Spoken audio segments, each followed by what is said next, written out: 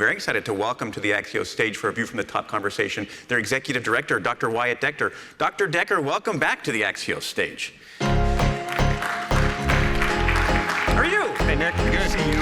Thank you. Good to be here. For folks who maybe don't know you as well as I do, maybe let's start big picture. Give us a little bit of your career arc and your role with the Hub. You bet. So great to be here. Thanks to all of you for coming out early this morning to engage in healthcare. I'm an emergency medicine physician. Spent 22 years practicing and in various leadership roles at the Mayo Clinic, where we really focused on a comprehensive approach to complex diseases. And one of the questions that I began to consider in my Mayo Clinic component of my career is, how can the United States democratize the incredible expertise that sits in our centers of excellence around the country? And that drew me to United Health Group, because at United Health Group, we've got a platform. We serve over 100 million Americans in their healthcare journeys, and we're now driving a comprehensive perspective on making healthcare better by focusing on less of a sick care system and more of a healthcare system that focuses on keeping people healthy and well. So on that journey, then, what led to the decision to create the Healthcare Transformation Hub?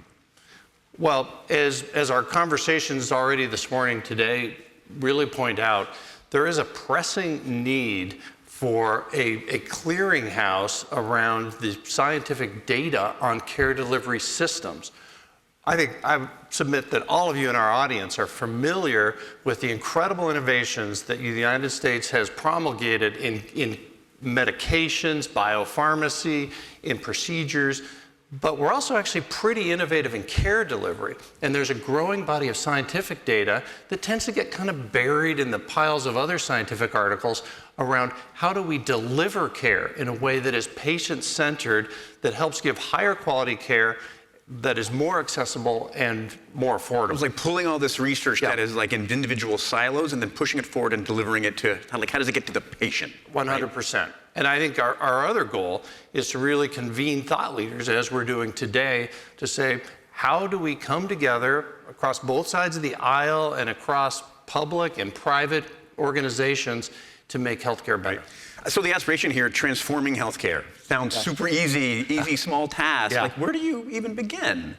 It's a great question, and I would begin to transform healthcare focused on 3 critical pillars. First is prevention. So, we all hear an ounce of prevention is worth a pound of cure, right? But think about this. We should all know in this room, presuming everyone here is reasonably healthy, we should know what our risk factors are for serious chronic diseases. That's primary prevention. We should also focus on secondary prevention. So once we know that one of us has early coronary artery disease, before we have symptoms, certainly before you're in the ER with a heart attack, let's get ahead of it. And that yields enormous dividends in actually getting people better outcomes at a lower cost, because you're not in a crisis in a hospital getting an emergency intervention. This seems like the standard comments around the U.S. system, which is it should be more health care and less sick care. That's right. Earlier in the process. That's right. The conversations I love having with you is, like, as a emergency physician, like, this isn't academic for you. Like, you've been in the trenches. That's right. From your experience of that, like, what are the lessons learned from, like, the actual practice of medicine that you think can bring bear? It's a great question, Nick. So many of you are aware, but in our country, the vast majority of emergency departments have incredible overcrowding. And if any of us go as patients, we sort of know we may wait 4, 6, 8 hours to get care because there's just such a surge.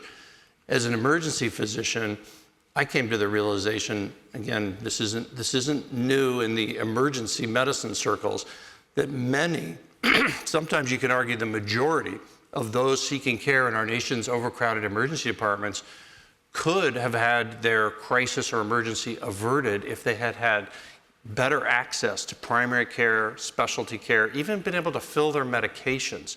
So much of what we see are chronic diseases that have gone unchecked, with little or no access to quality health care, and now they're in a crisis. So what is working and starting to address that? And then, like, what kind of evidence are you on the hunt for, or have you found to sort of solve some of those problems? Well, Aligning incentives. So this focus on prevention is the first pillar that I mentioned. The second is innovation, and we heard Representative Schweiker really talk about how can we leverage innovation to make healthcare more patient-centered and more efficient. And then the third, which gets at your question, is we pay for volume. We pay for doing things in the U.S. healthcare system. So we tend not to reward doctors, nurses, and health systems for keeping people healthy and well. And that's the shift that needs to occur. Many of you have heard the term value-based care. It gets misaligned and misunderstood.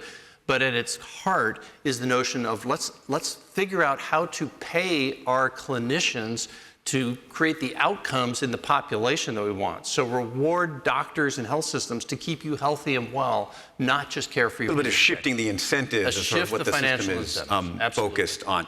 What I love about these kinds of events we have in Washington is the people who show up early in the morning, like really care about the topic, and they're either writing the policy or think they're writing the policy.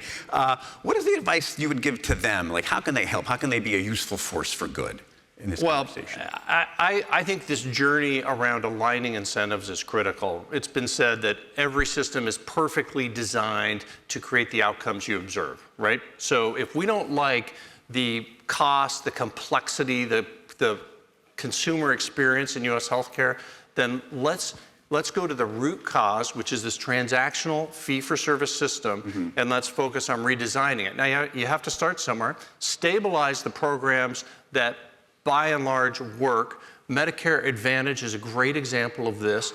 We are increasingly leveraging Medicare Advantage for seniors, for dual special needs patients, which are complex patients with multiple medical needs, to get value-based care that focuses on keeping them healthy and well. They get the preventive care, and we see things like, depending on the population, between 20 and 40% fewer ER visits and hospitalizations. For folks who want to learn more, how can they engage with the Hub?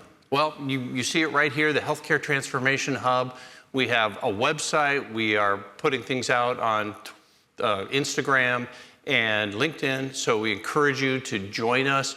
Take a look at some of the scientific articles, because the debate on healthcare is too often emotionally based, and we want it to be based on the data, and based on data in scientific journals that are peer-reviewed.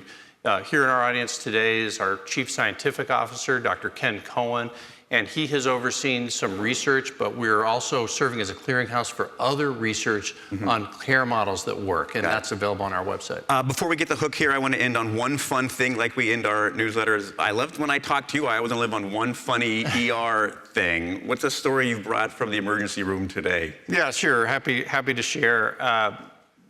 I have great respect for those of you who are do-it-yourselfers, but remember, there have to be some boundaries to what you do yourself and what you leave to the professionals.